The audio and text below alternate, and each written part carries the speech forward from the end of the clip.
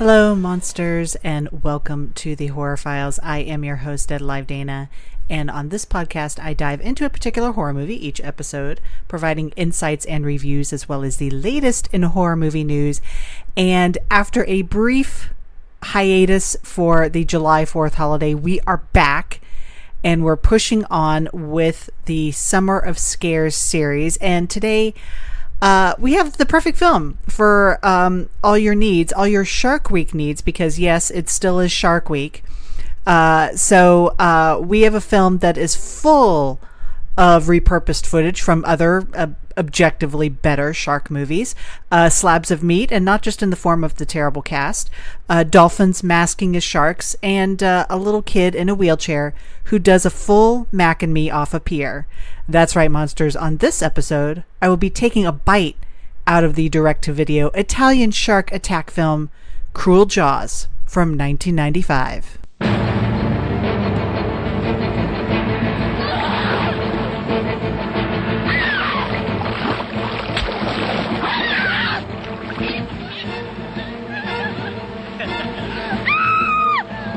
Talk rubbish, boy. This is not the place nor the time.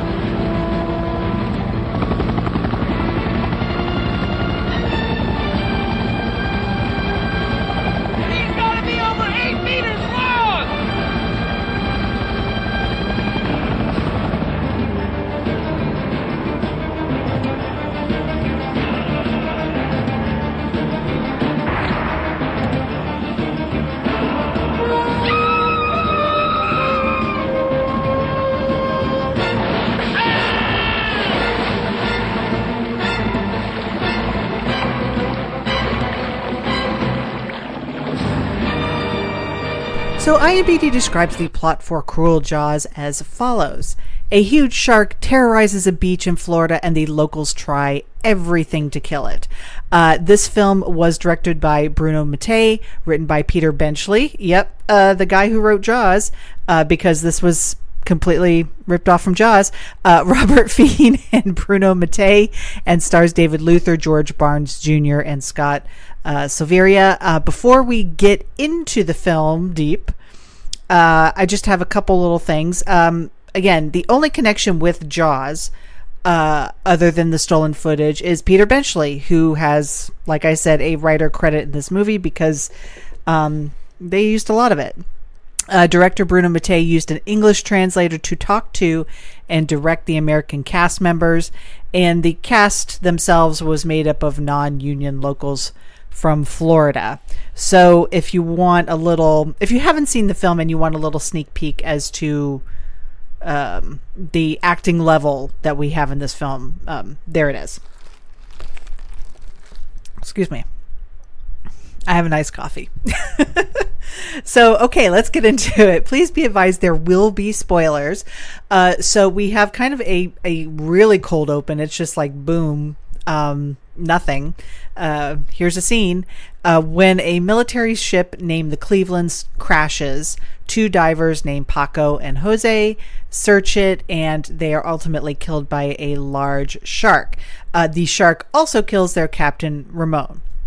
So this is sort of, your opening kill, as Jaws had for that. So meanwhile, in Hampton Bay, Florida, Aquarius Dag Sørensen, who and he is played by a man who sort of looks like a Sheen version of Hulk Hogan. He runs an aquarium alongside his sons Bob and Larry. He's basically trying to stop this bigwig named Samuel Lewis from shutting things down due to months of unpaid rent. And Dag also has a little girl who is very sadly, for everybody who sees her, is in a wheelchair.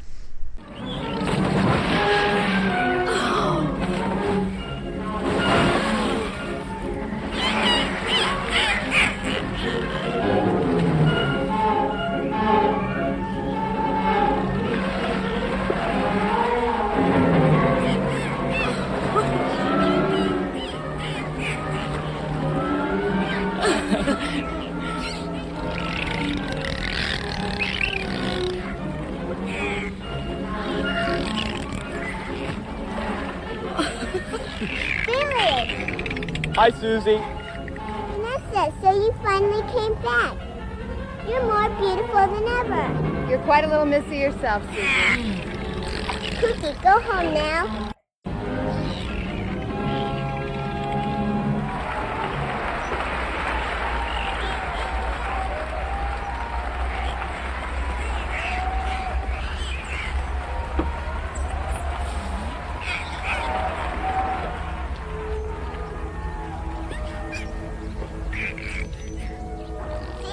Can swim now? Yes, you've really gotten quite good. I had two great teachers, Cookie and Daisy. Come and let me introduce you to Poppy.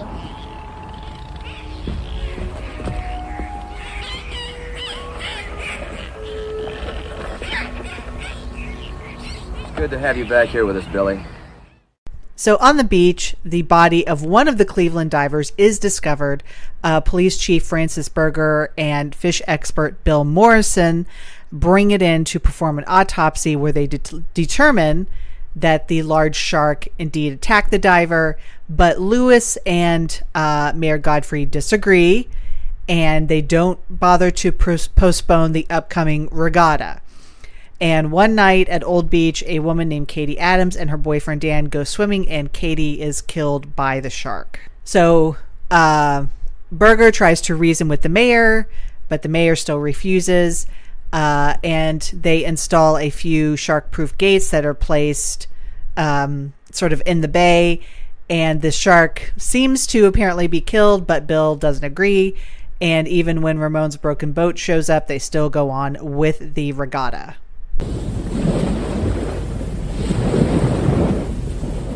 2 minutes to go. I repeat, 2 minutes to go. Bob's too far back. I told him to keep back. That way we won't have to turn tight. 30 seconds to go. There isn't a shark in the world that can get through these nets. I can believe it. They cost $30,000.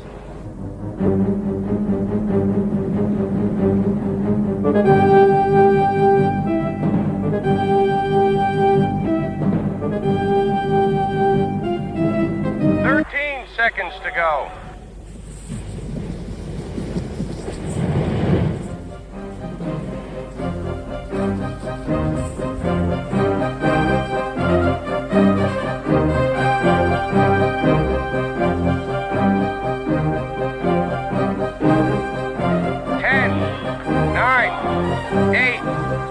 Seven, 6, 5, 4, 3, 2, 1.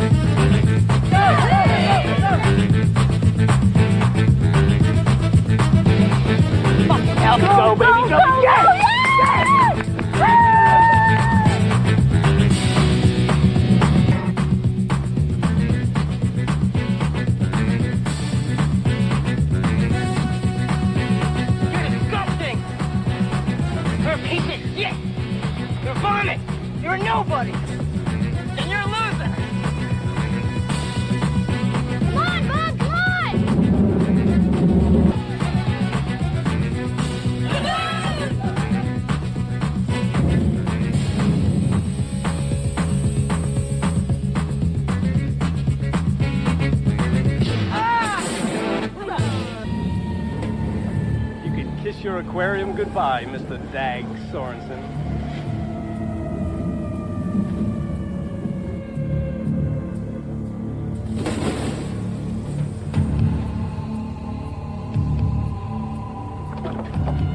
Gloria, give me the binoculars.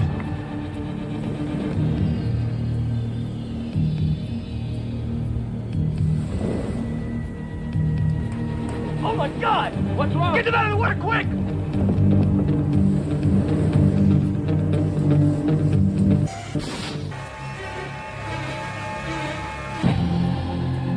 Get out of the water! Everybody, get out of the water!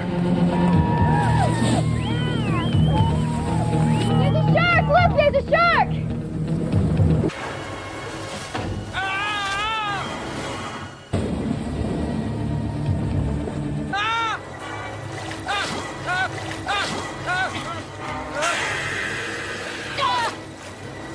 So the shark breaks through and kills just many, many people. And when the shark breaks the pier, it nearly kills everyone that falls into the water. It also causes Dag's wheelchair-bound daughter, Susie, to fall into the ocean. Yep, that was the Mac and Me moment I was talking about earlier. Bill's girlfriend, Vanessa, jumps in to save her and sadly is devoured by the shark. Lewis offers up a reward and is also revealed to be working with the mafia, which, this film goes on a lot of tangents. His son Ronnie then goes out and tries to kill the shark, but is terrified when it appears, and he's so scared he falls into the water, and the shark eats him. And then his friends die by blowing up the boat by accident.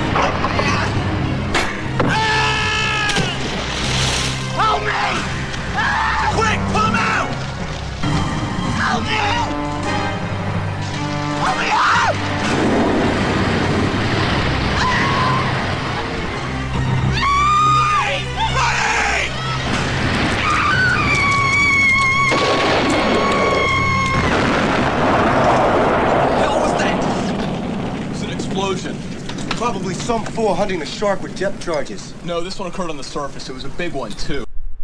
So Sheriff Berger then goes out to kill the shark, and he tells Lewis his plan. Sam, can I have a moment of your time? Would you excuse me a moment? I'll be right. Now, what is it, Francis? What do you want? Sam, what is it? Sam, something terrible's happened to Ronnie.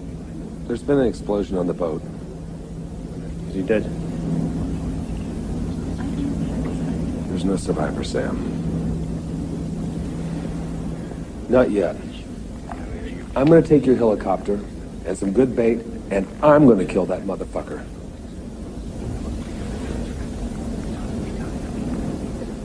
I'd be very much obliged to you, Francis.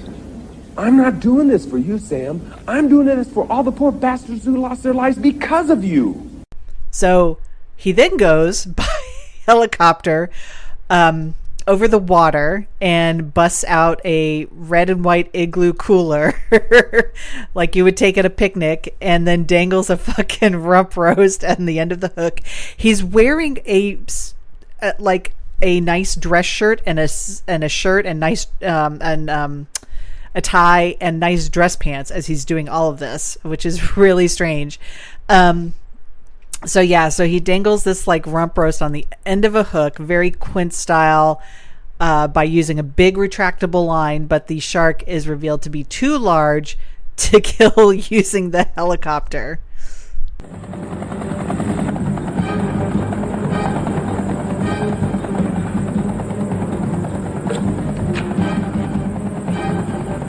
Hold this course!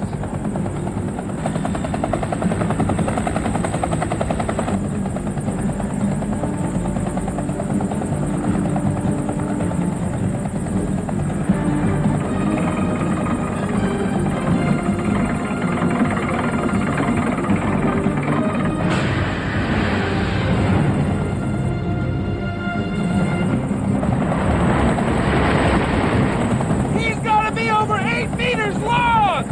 We need a bigger helicopter.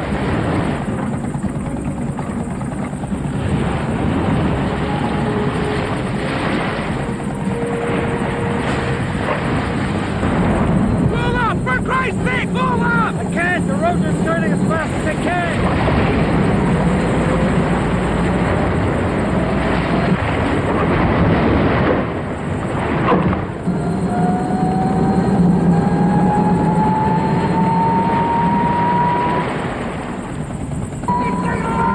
Pull up, you idiot! Pull up!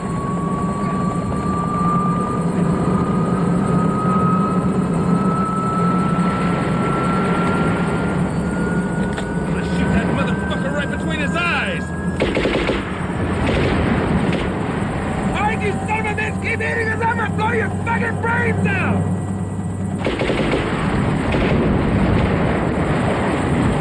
Cut the line! Cut the goddamn line! Oh my God!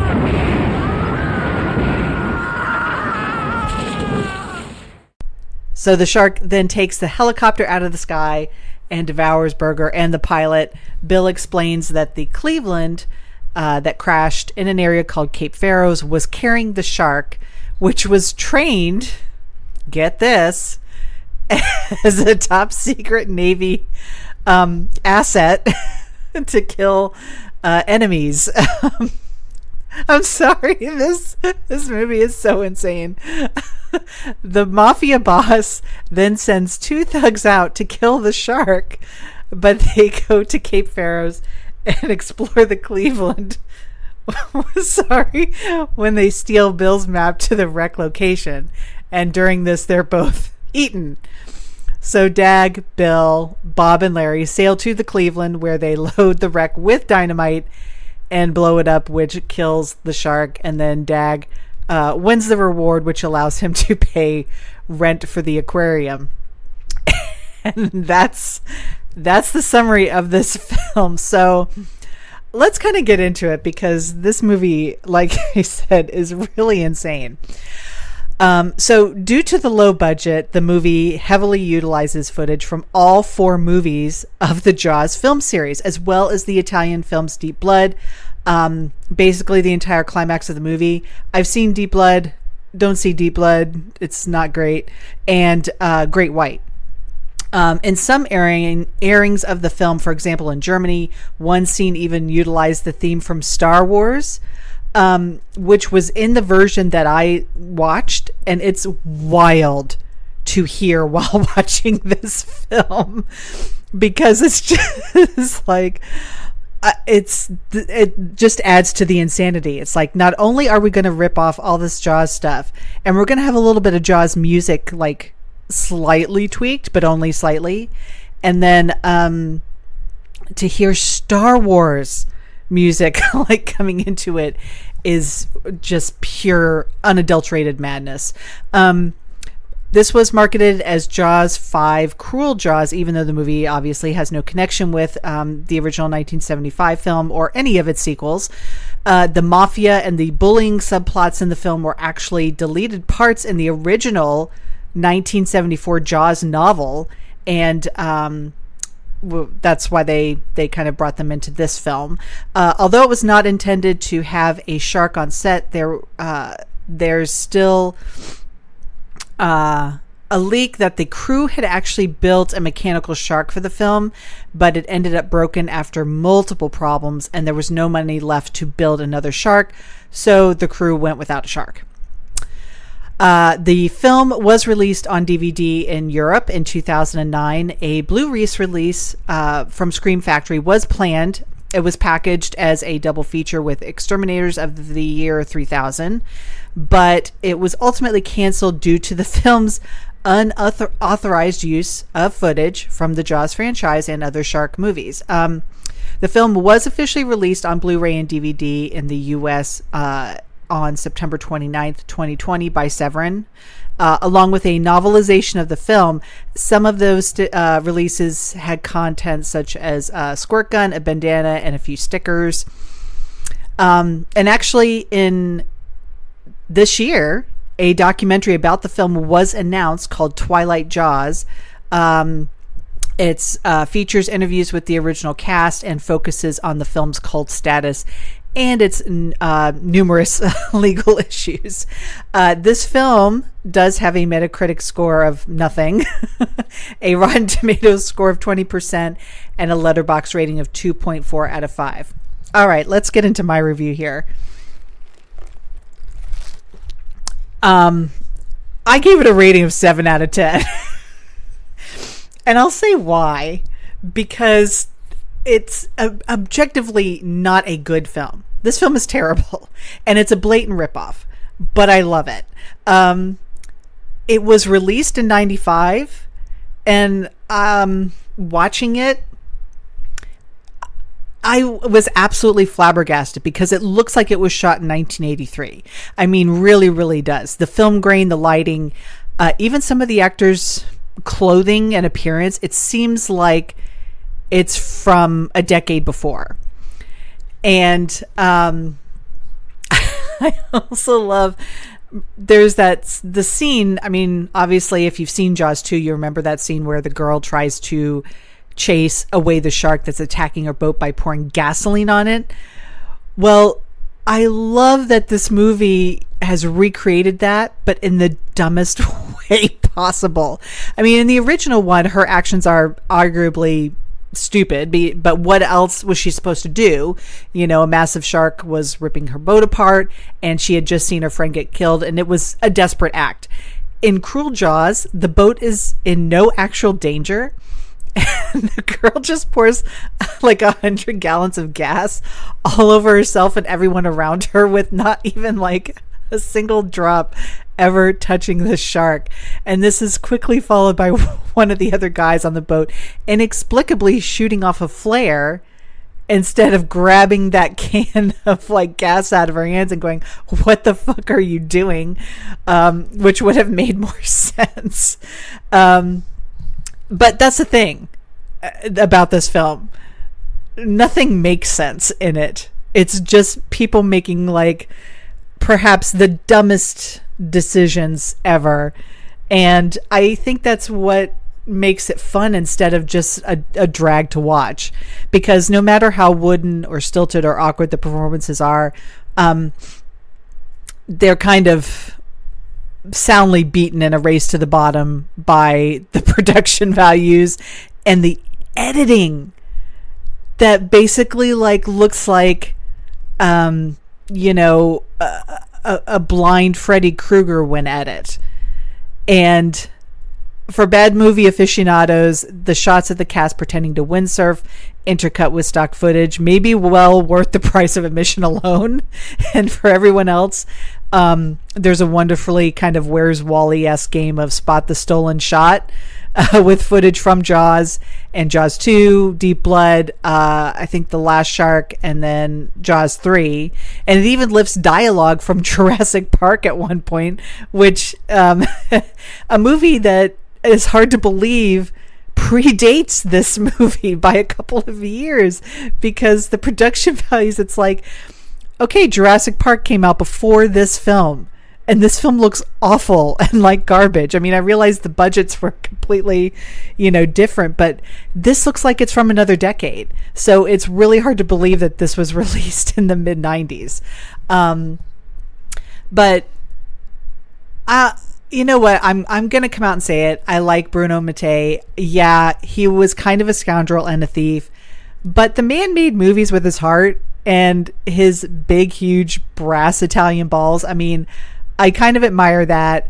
And besides, I feel like this is more of a sequel to Jaws 3D than Jaws the Revenge ever was. I kind of unironically like Jaws 3D because it's kind of great as a not so sly parody of the Jaws phenomenon, which was kind of entirely based on supposedly rational people being afraid of finding sharks in places where there are no sharks. Places like, SeaWorld. So the problem I have with Jaws the Revenge is that it doesn't really have anything that makes it stand out. The first Jaws is a thrill ride. I love Jaws. Jaws 2 is a great tense thriller, kind of like a slasher movie with a shark.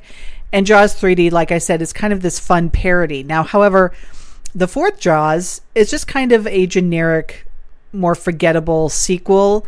And other than, the presence of of Lorraine and the from the original film, it really has absolutely nothing to really connect it to the rest of the series. It almost felt like it was kind of like an unsuccessful legacy sequel that was made 30 years too early. But this movie, on the other hand, it at least feels spiritually cohesive to the Jaws series. It's a big, bold, silly mess, and it's refreshingly not ashamed of that. Now, while it does offer some truly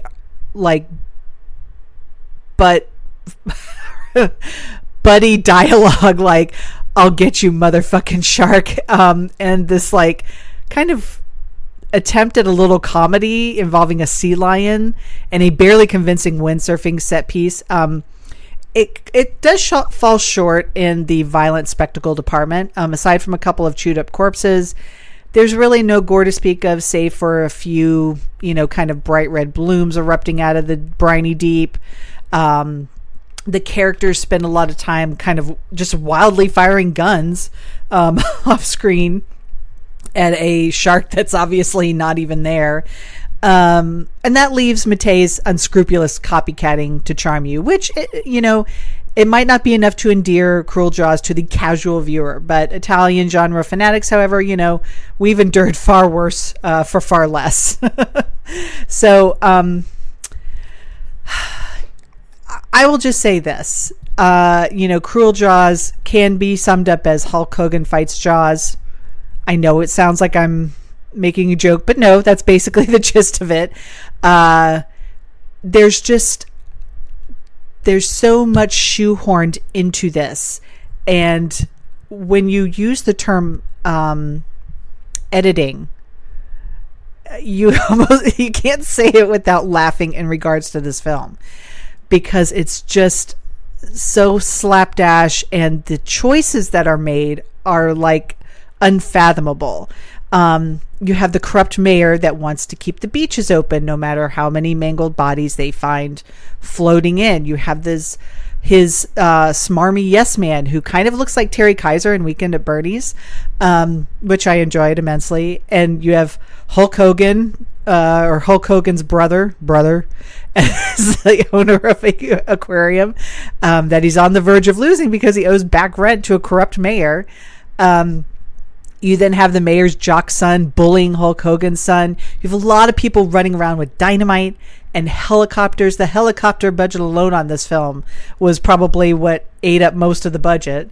You have whispers of a sinister and secret U.S. Navy experiment, horny teens, dolphins, British tourists who tell their kids to shut up, day for night lighting, breakneck edits, a mob movie subplot shoehorned in. I mean,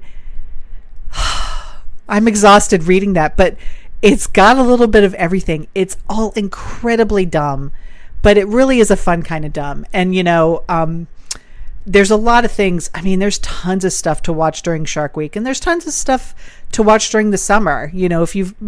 Shark movies during the summer, it's like peanut butter and jelly. But if you're going, and to recommend one, and as I might to somebody, I think Cruel Jaws is a fun way to go because the movie doesn't drag, because you're just kind of trying to get your bearings with each scene and figure out, wait, what's going on now? Okay, we're back with these guys. Okay, well, wait.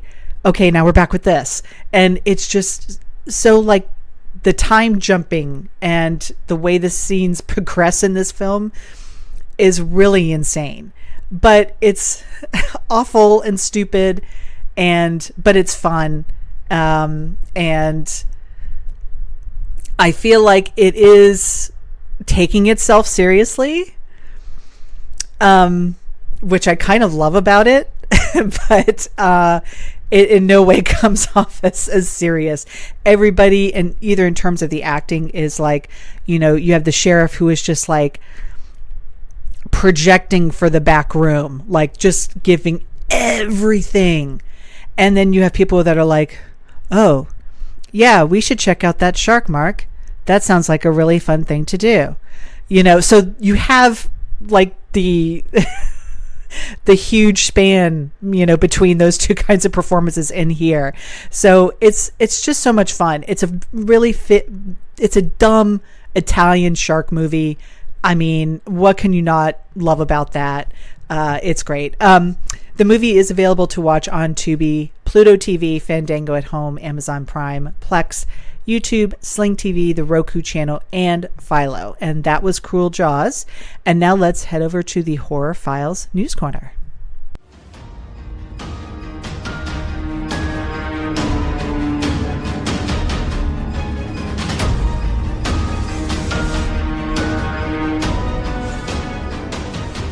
So one of the most hotly anticipated releases for physical media collecting fans in recent years has been Second Sight's 4K upgrade of The Hitcher.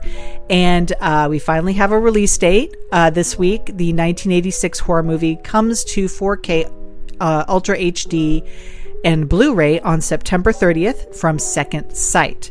The new 4K restoration features Adobe Vision Grade, Atmos audio, and hours of new bonus material, plus a hardback book, script book, and more. Standard editions are also available. Of particular note, this is a region-free release. So that's great news for people in the UK, people in the US, people in Canada. Special features include a dual format edition, including both Ultra HD and Blu-ray with main feature and bonus features on both discs. A new 4K restoration by Second Sight Films from the original camera negative, supervised and approved by director Robert Harmon. Ultra HD presented in Ultra HDR, but with Dolby Vision. Features Dolby Atmos and original stereo audio mixes. New audio commentary by Alexandra Heller-Nicholas. Audio commentary with Robert Harmon and writer Eric Red. Scene-specific audio commentary with Robert Harmon, Eric Red, executive producer Edward S. Feldman, composer Mark Isham, director of photography John Seal, and actors Rutger Hauer and C. Thomas Howell. The Projection Booth podcast featuring Robert Harmon and Rutger Hauer. Bullseye, a new interview with Robert Harmon. Penning the Ripper, a new interview with Eric Red. Doomed to Live, a new interview with C. Thomas Howell. The Man from Oz, a new interview with John Seal. A Very Formative Score, a new interview with Mark Isham. Dual Runner, Lee Singer on the evolution of the Hitcher and Rutger Hauer. China Lake, a short film by Robert Harmon, newly restored. The Calling Card, Robert Harmon on China Lake. Telephone, a short film by Eric Red. The Hitcher, How Do These Movies Get Made?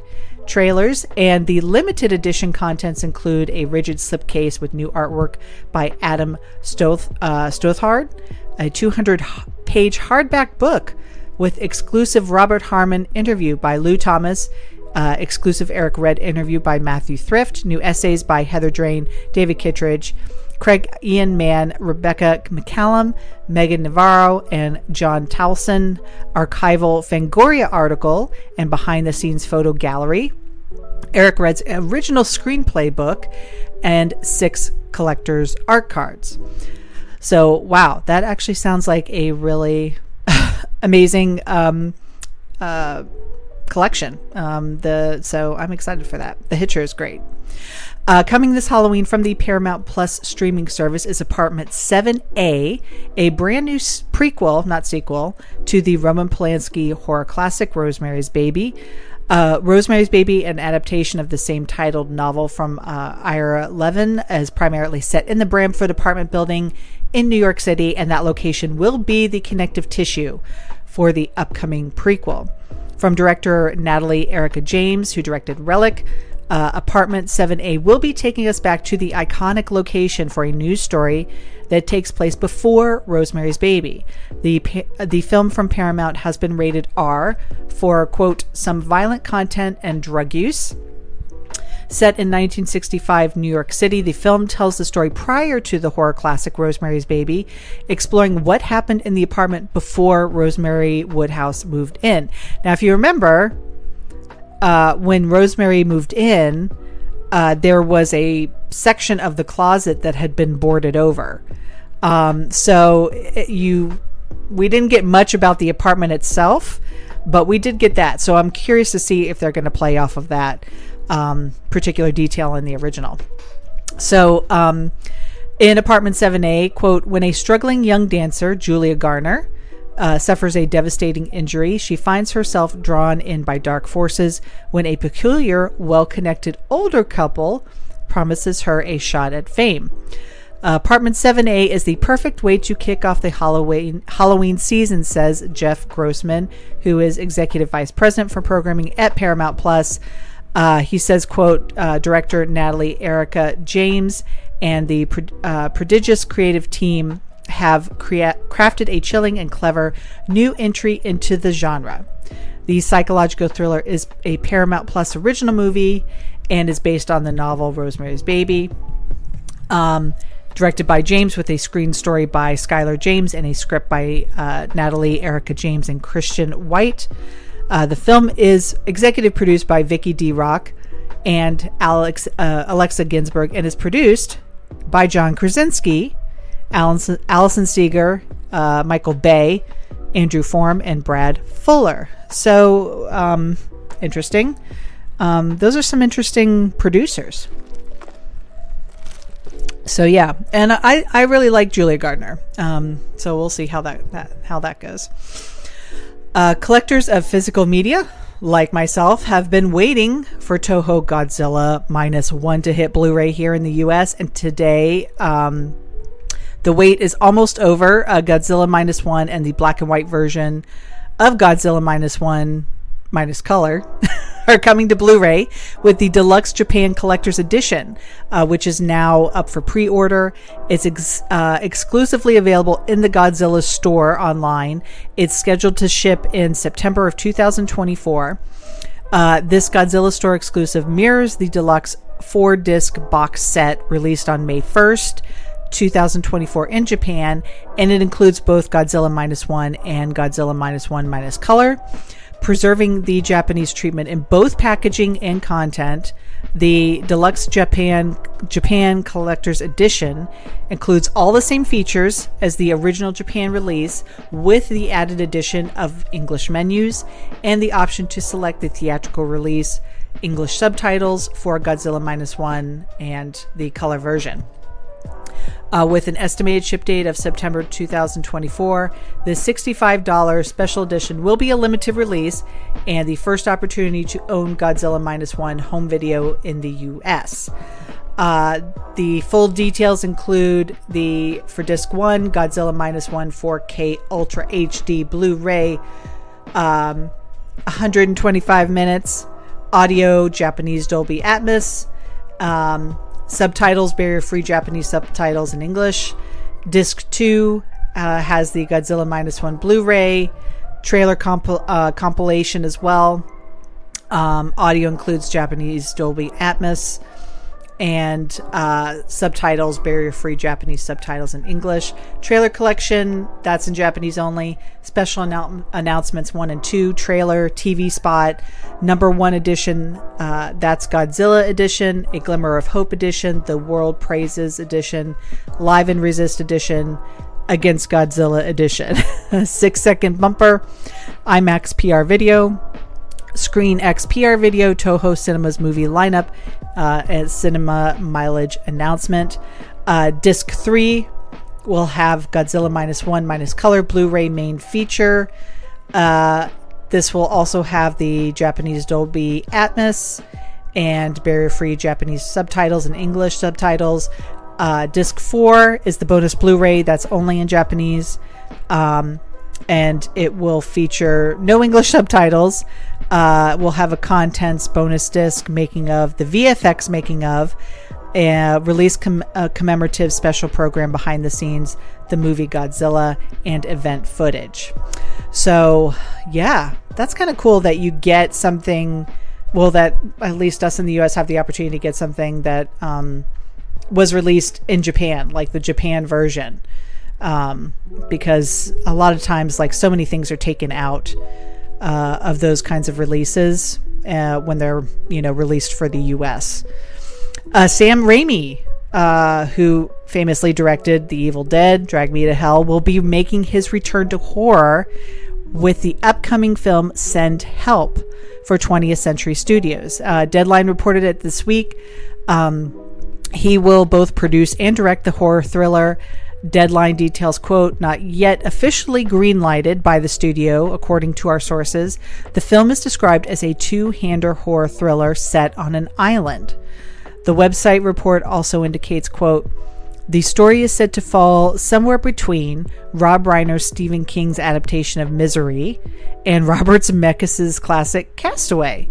Damian Shannon and Mark Swift, who did Freddy vs. Jason and Freddy the 13th, the 2019 version, wrote the screenplay, and Raimi will produce under Raimi Productions. So interesting. I definitely will be interested to see him coming back to horror. And it weirdly sounds like a M. Night Shyamalan movie, but maybe that's just because I have old and stuck in my head, unfortunately. But yeah, Misery meets Castaway. That could be interesting. And with Sam Raimi, I mean, it probably can be really just silly fun too. So I'm kind of curious what he does with it. So that's it for this week, you guys. Thank you so much for listening. As always, you can find me on Letterboxd, Twitter, and Threads at Dead Alive Dana. And if you have any questions or suggestions for future episodes or movies for me to talk about, you can email me at deadalivedana@gmail.com. And until next time, monsters, stay safe, and most importantly, stay spooky.